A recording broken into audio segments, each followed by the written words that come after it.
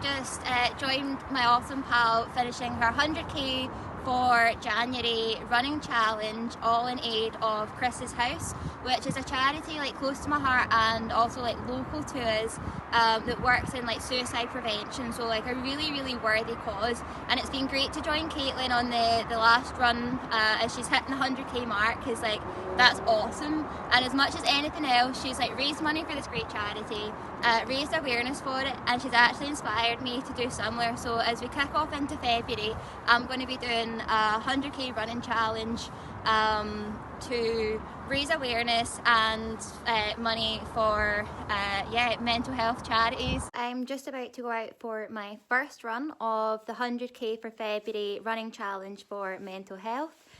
So yeah, there's kind of 3 key reasons why I'm doing it. Of course, for the mental health awareness, and to raise as much money as I possibly can for the mental health charities.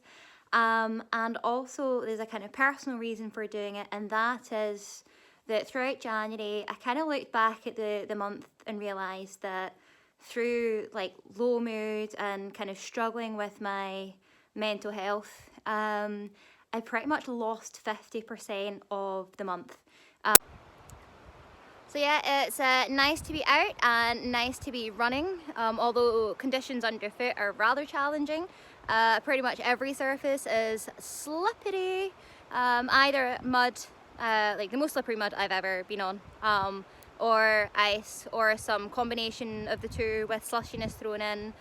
So yeah, it was a bit of a slow run. It's me at the halfway point on my first run of the 100k running challenge through February. I've set my fundraising goal at £100, so I will be absolutely chuffed if I can raise just £100, so £1 for every mile ran, for the 2 charities that I have chosen.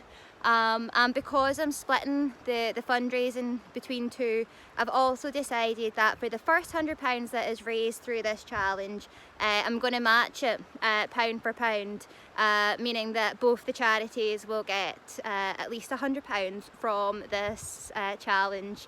I'm hoping that we can smash that target and go well beyond, and if we do, then I am still only matching the first £100 because that's all I can afford.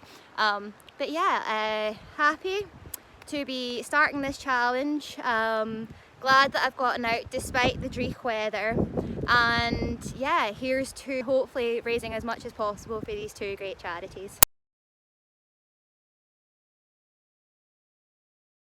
So yeah, it feels slightly weird asking support and to raise money through a running challenge, because those of you that know me know that running really isn't that much of a challenge, or shouldn't be that much of a challenge.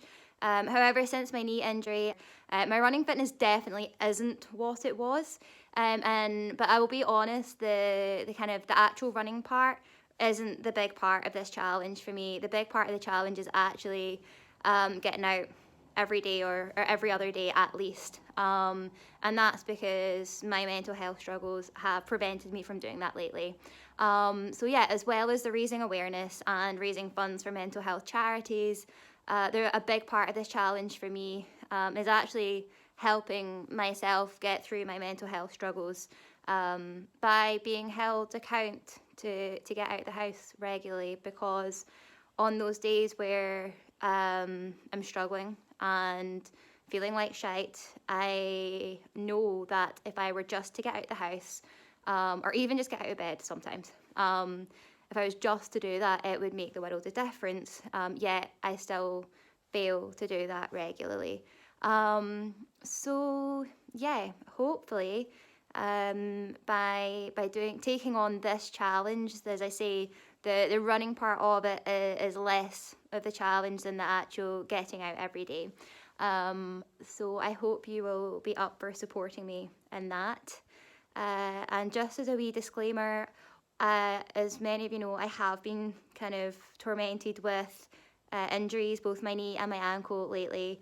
And so this is just to say that if at any point in this month I cannot physically run the daily kind of mileage, then I will certainly be going out and walking it And given what I've just said there, hopefully you don't think that's me cheating the challenge. But fingers crossed, injuries all hold off at least for the month of February. So I've stopped here on my run today because I think it's really a very fitting place to talk a little bit more about the two charities that I've chosen to support in this challenge.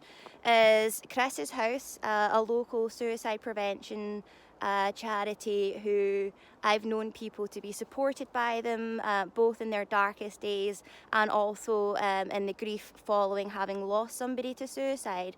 The work that Chris's House do is absolutely phenomenal. The other charity that I've bought into to support is a charity that does mental health research called MQ. And I've chosen them because for me, from my science background, I understand that the charities like Chris's House that help the people at their time of absolute need are critical, and we need to support them. But if we kind of fail to support the charities that are helping fund the research to help fewer people even get to that position, then we're failing ourselves. I need to get that message across that without this background research, we're always just going to be needing that support, and would really love for there to be a point in our society where so many few I can't get my words out. So yeah, that's the two charities. One supporting people at their moment when they're most in need and most struggling from mental health struggles. And the other is, as I say, doing the research behind why we have these struggles and how best to cope with them and treat people so that hopefully fewer of us suffer from mental health going into the future.